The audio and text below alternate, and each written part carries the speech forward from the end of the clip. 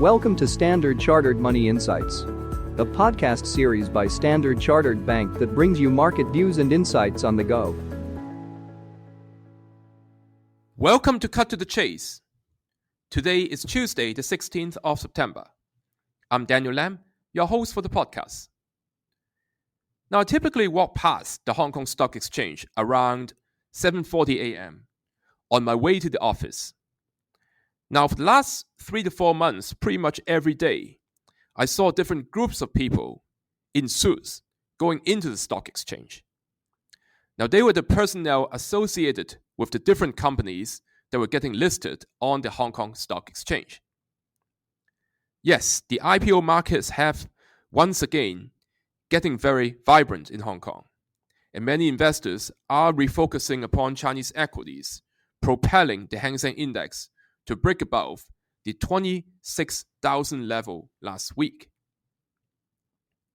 Now, there are various factors, such as the trade war being not as bad as feared, the strong development and cultivation of the local AI and semiconductor industry, the still cheap valuation versus global equities, plus the increasing flow into stocks.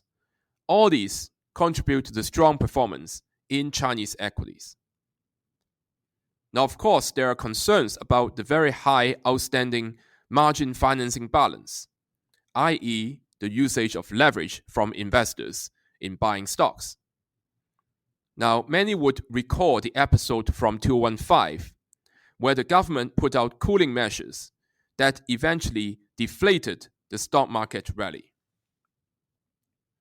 However, counter to that, investors are taking a glass half full view on the Chinese economy. The fight to curb excessive price competition has been the direction of the Chinese government since end of May or the beginning of June this year in order to combat deflation. Now, there are estimates that show positive reflection in the actual economic data in 9 to 12 months' time. So if you do the math, that would be March to June 2026.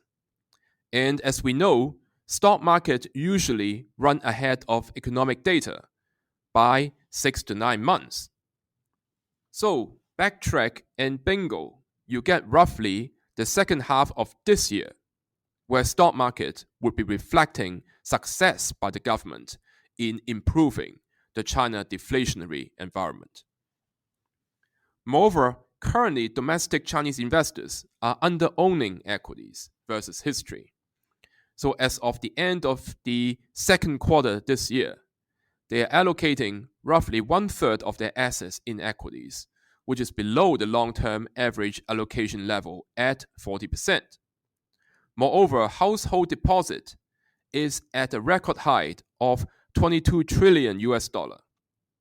And much of this is in plain vanilla deposit. So imagine some of that flows into equities in the long term.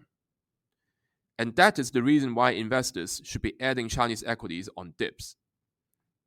Now, from the technicals, there's good support for the Hang Seng Index at the 24,000 and the 22,600 levels. So investors can be adding on tranches at the current price and then at the two aforementioned support levels. That is all from me for today. As always, if you enjoy this podcast, please don't forget to rate and like it. Thanks for listening, and we wish you a happy day ahead. Thank you for listening to Standard Chartered Money Insights, a podcast series by Standard Chartered Bank. For more details, visit Market Views on the Go on our website or click the link in the description.